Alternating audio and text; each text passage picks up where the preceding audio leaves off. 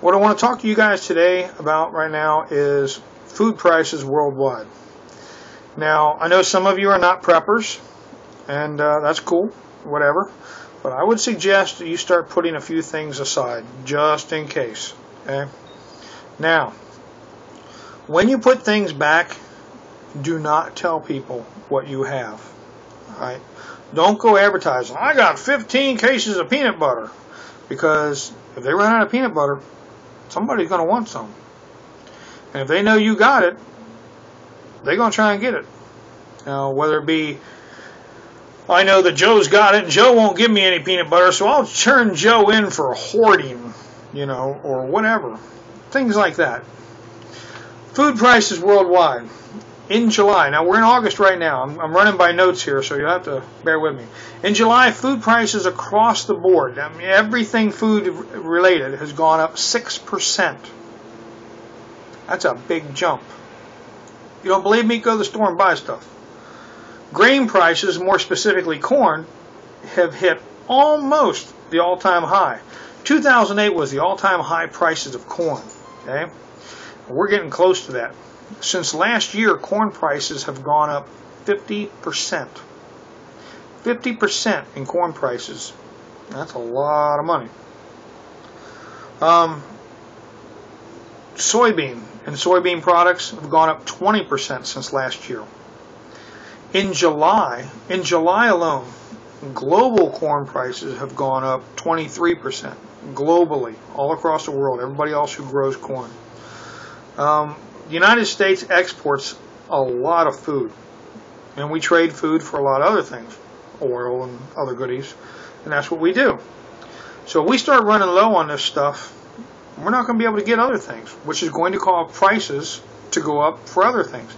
Not just oil and fuel and stuff like that, but, materials, any kind of material, whatever it is, prices are going to go up all the way across the board. So remember that. Food affects everything. And corn is king because, let's face it, almost everything's got corn in it nowadays. If it doesn't have corn, it has soy. Soy is going up. If it doesn't have soy, it has sugar. And let me tell you something, sugar is going up. Cereal prices, and I don't mean just cereal like you and I eat, but cereal as in all the grains that we grow and everything else. Cereal prices just in July went up 17%. 17% across the board on what they call cereal. Okay. Oils and fats, soybean oil, corn oil, things like that have gone up 2% in July. Now remember, this is August. 2% in July. You think, well, 2%, and you're talking 23% and 50% rich, 2% is not bad. Really? It makes things like peanut butter go up because it's made with oils. So, you fall back and you go, well, I don't have meat, but I'll get peanut butter. Well, peanut butter is going up, trust me. And it's only going to get worse. Why? Because we're not done with the drought here in the United States. Oh, but I said worldwide foods. That's right. Places like India, well, the monsoons that they rely on for sugar cane, sugar's gone up. That's right.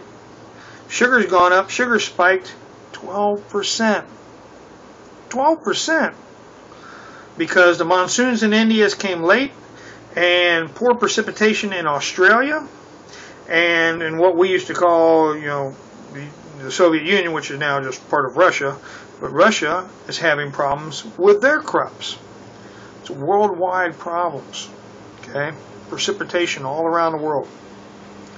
So these are causing the prices of food to go up, which will then cause the prices of everything else that we trade food-related items or food itself for, they will go up. If it's got corn in it, soy in it, grains, other things, the prices go up, up, and up. And they affect what we trade for. So everything's going to go up. Now, don't go broke. Don't run out right now and go, I've got to buy corn. Okay? Don't go broke running out and buying stuff. The problem we're having with corn, which is affecting a whole lot of things in the United States, is corn is a major staple in feed for animals.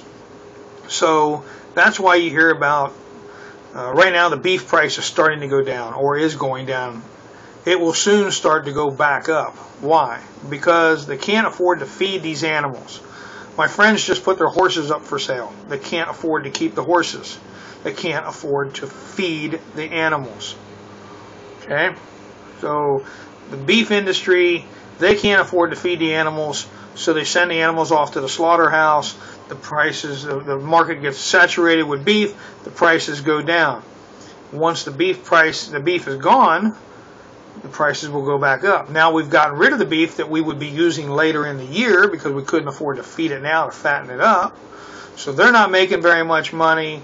The prices drop down a little bit, then the prices start to go back up. Now you don't have beef coming in like you thought you would in November, December, where we could have it on there, or the beginning of next year, or even next year, because we have to fatten the herd back up and have calves and everything else. And if you have less animals, takes longer to do that, therefore the prices go up higher. Trust me, if the prices are going up this year, this winter it's going to be really rough, and next year, unless something happens, the prices will be high until we recover. We've recovered from something, haven't we? Anyway, these are the things we're looking at right now and the reasons why, and I wanted to make sure you understood that. The other thing is, I want you to understand is, do not go broke prepping. Do not go running out, buying stuff, putting yourself in debt, because that's just not a good thing to do. But if you can cut back on something else, say you want a new book or a new computer, buy a used one. Okay?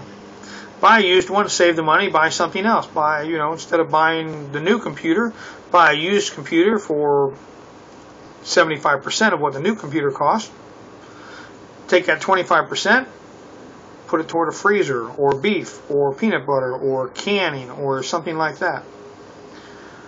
Put something back into your stock. Now, you're just saving it for a rainy day. When the prices are way up here, you bought it down here. You can enjoy it later when there's nothing on the shelf and you've got it. It's pretty good. So you can enjoy that. Excuse me, they're cutting grass outside. Pardon me for the noise you hear. These are the things that I would hope you would do. These are the things I'm trying to help you with. Something else you can look into that I am huge into, and I love doing this because it's just fun to do for me. I barter. Now, what does that mean?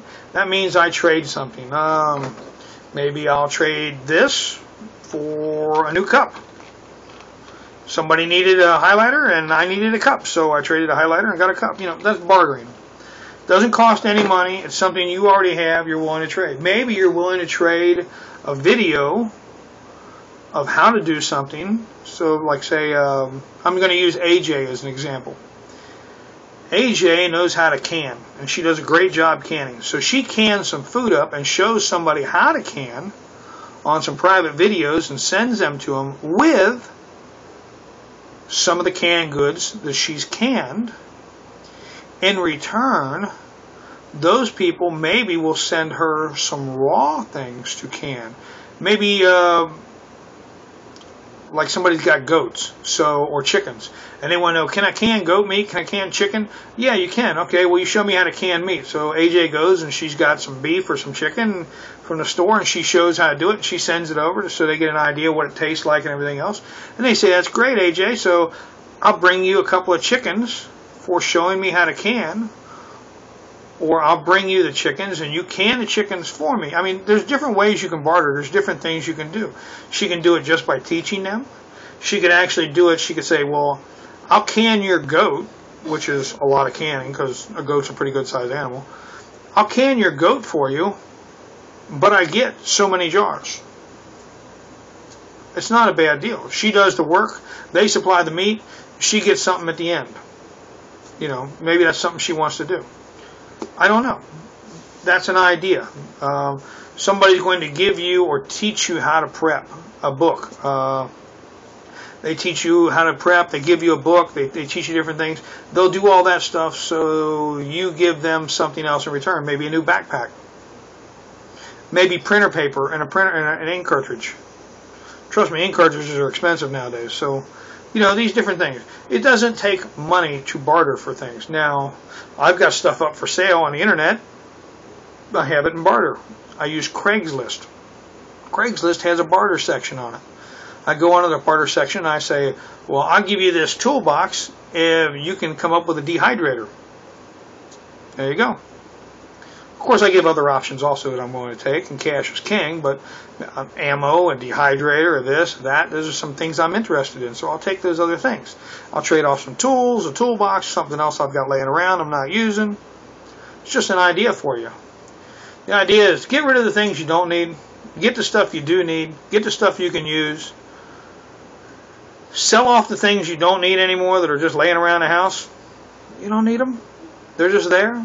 Buy the food, buy the other stuff you can use. Help yourselves out, help out each other. Trade it with each other on the internet, do whatever. So, we're all in this together. Hey, Red Green saying, we're all in this together and I'm pulling for you. So, you know, just trying to help you out here. Alright, I'll catch you on the next one. Watch them food prices.